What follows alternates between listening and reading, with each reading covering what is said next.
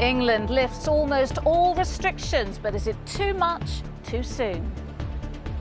3, 2, 1. Many celebrate so-called Freedom Day as scientists warn of the biggest wave yet, and the PM urges caution. The roadmap is, we hope, irreversible. I think I said that from the get-go, but we can't guarantee that. Something could obviously happen that changes our calculations. Well, as businesses struggle with staff in self-isolation, the government eases rules for some. And vaccinations for kids. Vulnerable children as young as 12 will qualify for a jab. Also tonight, an unprecedented weather warning, a Met Office alert about extreme heat and the risk to life. And destruction and despair as Belgium and Germany count the cost of the floods.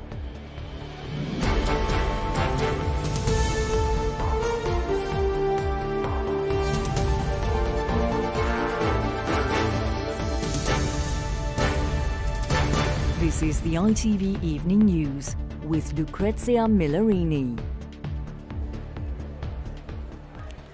Good evening from Leicester, where people behind me enjoying the warm weather, a city which has more reason than most to celebrate the easing of COVID restrictions in England. The people here have faced more measures than others, and it makes so-called Freedom Day all the more welcome. But it still doesn't feel back to normal. The Prime Minister himself has been forced to isolate. Boris Johnson took his Downing Street news conference today remotely from Chequers. He insisted, though, that now is the right time if people proceed cautiously. And there was a surprise and perhaps sobering announcement for those who've just been able to go to nightclubs again. From September, vaccine passports could be mandatory in some settings in England. Here's our political correspondent, Daniel Hewitt. 3, 2, 1. For some, so-called Freedom Day simply couldn't wait until morning. At the stroke of midnight, nightclubs across England saw celebrations 16 months in the waiting. No masks, certainly no distancing in sight, as caution was thrown to the wind. We've not been able to have fun and now we're back. So let's get back in there, come on! It's about time. We can't wait, we've waited 2 years for Get this. us in there. So excited. But the man who gave them this freedom has had his own taken away. The Prime Minister is spending Freedom Day unable to leave the house after being told to isolate by test and trace. And though the Chequers country retreat isn't the worst place to quarantine, with cases rising, businesses warn millions more will soon be forced to do the same. So tonight, Boris Johnson said some critical workers will no longer have to isolate if pinged. We will protect crucial services, including the staffing of our hospitals and our care homes, the supplies of food, water, electricity and medicines, the running of our trains, the protection of our borders, the defence of our realm, by making sure that a very small number of named, fully vaccinated critical workers are able to leave their isolation.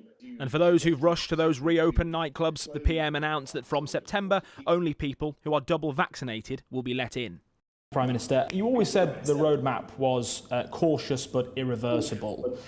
But with so much uncertainty over how high infection rates and hospitalisations could get, do you concede that is now a promise you can no longer keep? We can't guarantee that. Something could obviously happen that changes our calculations. We've got to be humble in the face of nature. But with cases climbing rapidly, scientists advising the government predict they could soon reach as many as 250,000 a day, placing significant pressure on the NHS. It's starting to have an impact now. I mean, we have an enormous backlog of people needing hospital treatment. Every new COVID admission increases that backlog. But despite the lifting of restrictions, for some in the hospitality sector, today there's little to celebrate. Mowgli Street Food has already had to close 3 of its 12 restaurants, with 85 of its 500 workers currently self-isolating, despite only 4 testing positive for COVID. The owner says without a change in the rules now, things will only get worse. This is the most precarious time for hospitality, really, and this is the time when we need the most support from the government, which we feel we're not getting. We do feel rather forgotten. But there's plenty of evidence people are still following the guidance. On Liverpool's trains today, masks were still out in force. On London's tubes, there was an 85% compliance on face coverings, as across England, Freedom Day felt fairly familiar. Daniel Hewitt, ITV News. Well, the building I'm in here in Leicester city centre was originally a grammar school dating from 1573. It's now a restaurant, and like many other businesses across the UK, it's had to learn some painful lessons during the pandemic. And any hopes that today would bring an end to the chaos and confusion of the past 18 months have sadly been dashed. There is uncertainty about what rules to apply and when. Many staff are having to isolate, as Hannah Miller reports from Manchester. It was the day millions of workers had the chance to swap their home for the office. But even as they rip away the restrictions that have limited numbers here, one of the country's biggest employers says flexible working will stick. I don't think we'll ever go back. I think there has been a real, change over the last 18 months. Today they were expecting around 300 people in this office. It used to hold nearly 2,000. I think it will take some time, and I think the summer holidays mean it will take some time, and some of the other things going on in terms of infection rates means that we're still some way away from normal. But for Sarah, getting back to her desk is a welcome relief. It was just nice walking into the office, seeing people for the first time, and being able to just, have a chat over a cup of coffee, which you don't realise you've missed, but you've definitely missed. At this cafe, they wish people would do that more. 2 on this street have already closed, and today there was no sign of customers coming back. 100% been the quietest day so far. It's just trickled in. I need them offices back now. They're our bread and butter. That's where we make the big money. Today was originally supposed to be the day workers came flooding back to business districts like this, which have stood largely empty throughout the pandemic. But many simply feel it's safer or just more convenient to work from home, especially as cases rise. And at this hair salon, rising cases means fewer customers, as people get told to self-isolate and have to cancel their cut. I don't know how businesses are going to survive if we carry on doing this crazy pinging, because you can't just replace that client last minute with someone else. So the stylist is sitting there twiddling their thumbs, wasting their time and costing the business money. And for businesses across the country, COVID has already come at an enormous cost. While the restrictions are gone, the changes the pandemic's left behind are everywhere to see. Hannah Miller, ITV News, Manchester. Well, for many people who are clinically vulnerable, today was not a moment to celebrate. Some are still shielding because they either cannot be vaccinated or it's simply not effective. Others haven't been jabbed through no fault of their own. Juliet Bremner heard their fears. There's little for Hannah Deacon to celebrate today. Still stuck at home in Surrey, she's dubbed it Exclusion Day. A rare illness means she's extremely vulnerable and thinks disabled people like her are being forgotten. We have, valuable lives and input to society, whereas it's been looked at that actually almost like, oh, don't worry about them, and actually then is it going to turn into more of like the survival of the fittest? The 30-year-old's only been to the supermarket once this year. She and her mum fear even those trips will now stop. At the moment, I can't really see an end, but I very much hope that things will improve, or there'll be ways that they can make it safer for everyone to go out and live.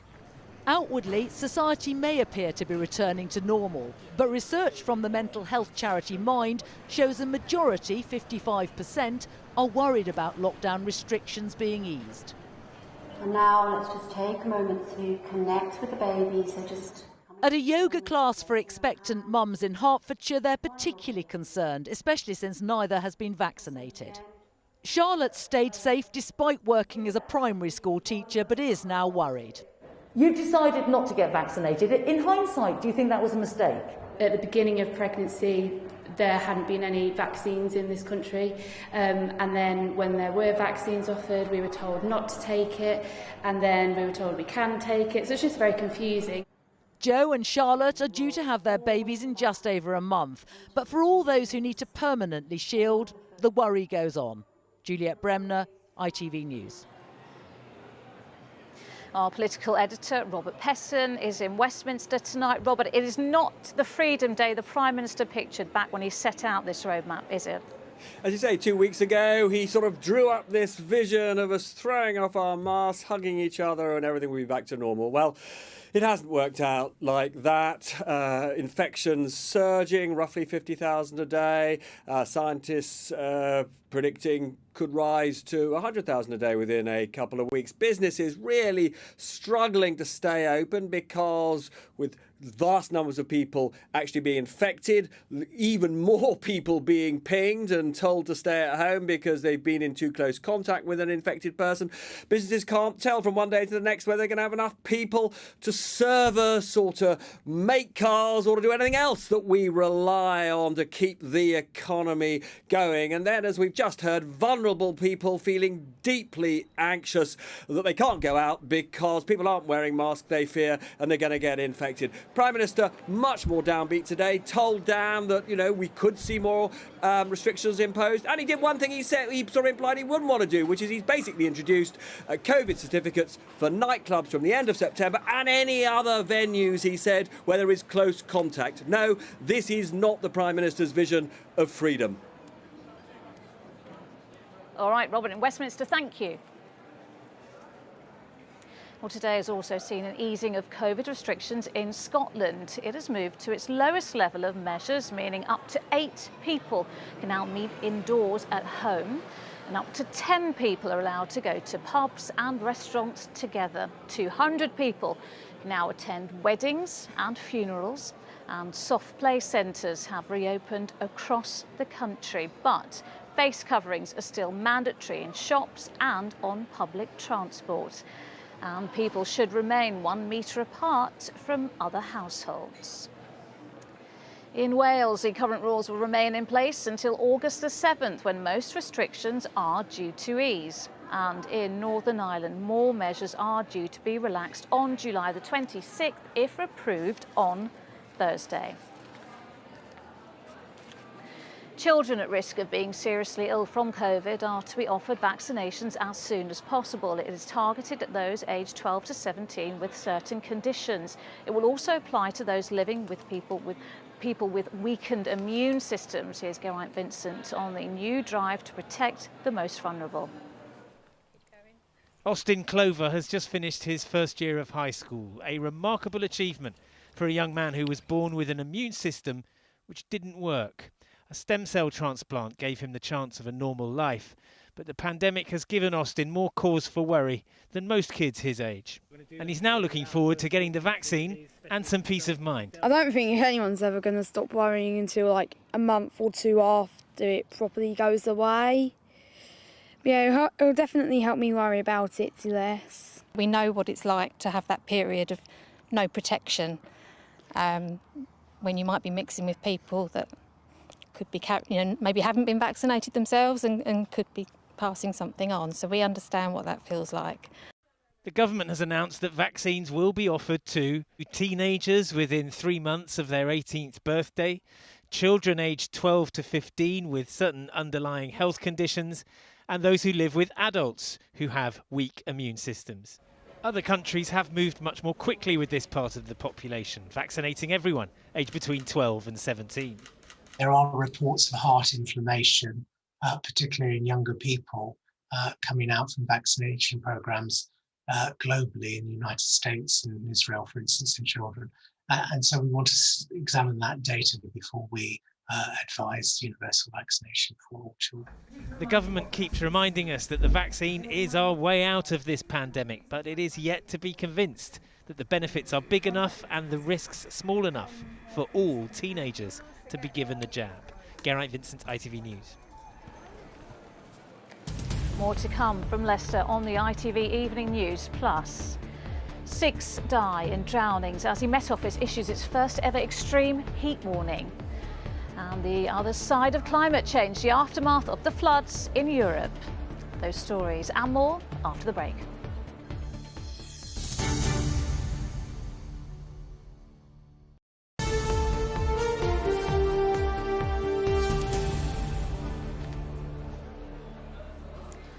Welcome back to Leicester, where people are now finally free of most COVID restrictions. In a moment, we'll have more on how residents here have been marking the occasion. But first, to the day's other stories, and the Met Office has issued its first ever amber extreme heat warning. High temperatures are forecast for the rest of the week, and several people drowned over the weekend. Here's Stacey Foster.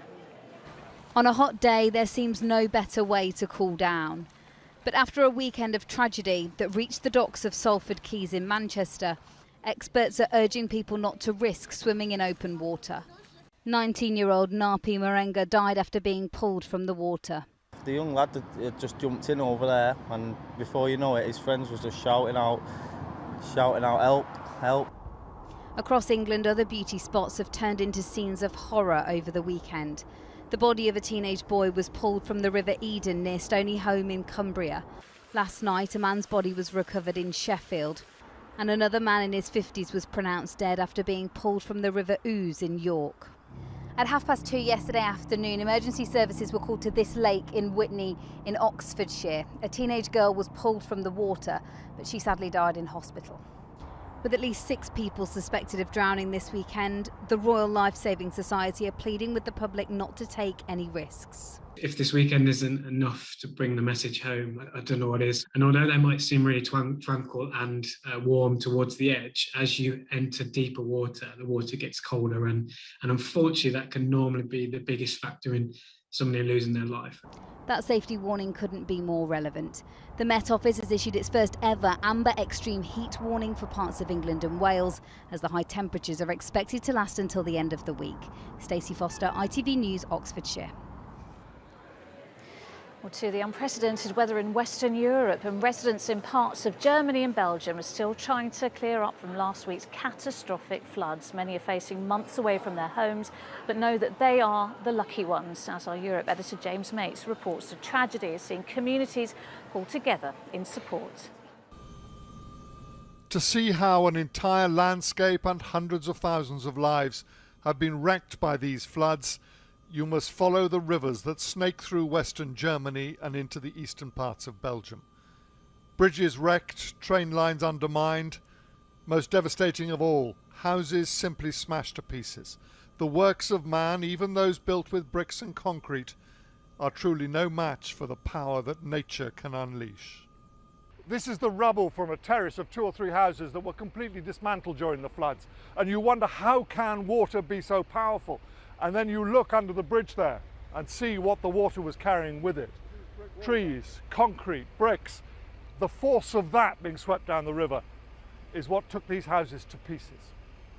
And of course, living in what they thought was the solid safety of their homes were ordinary people. People like Natalie Massa, whose entire ground floor filled with water, who won't now live in her home for many, many months. It's a catastrophe, but in the other street, it's the war. I'm alive, voila. So that's the most important thing? That's the most important thing, yes.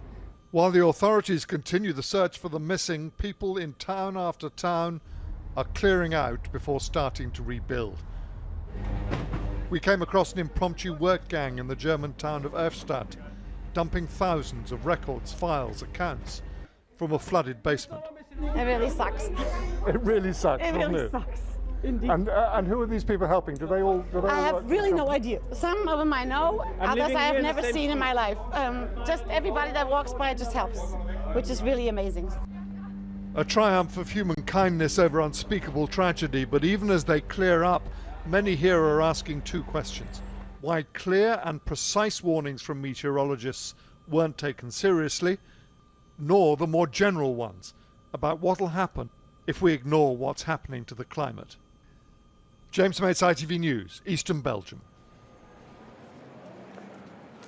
Some news just in, and Prince Harry is to write and publish his memoirs. In a statement, he says he is excited for people to read a first-hand account of my life that is accurate and wholly truthful. The book will be released by Penguin Random House late next year, and the proceeds will go to charity.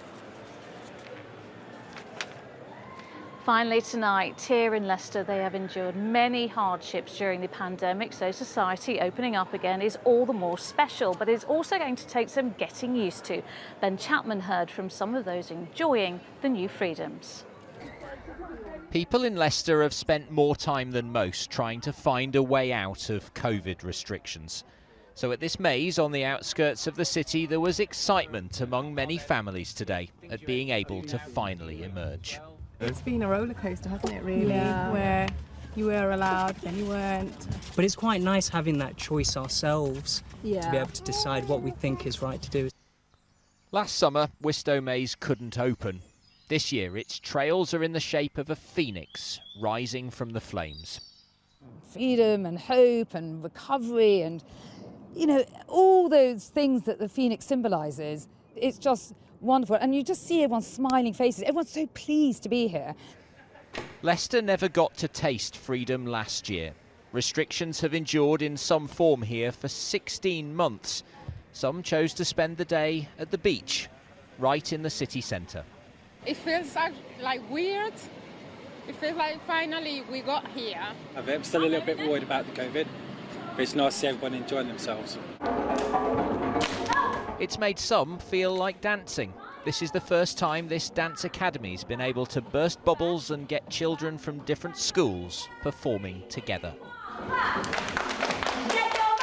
It just fills me with joy, and it's been so long coming, and I just really am excited for everything that we can go back to our community performances, you know, our theatre performances, because we've been restricted for so long. So yeah, it's great.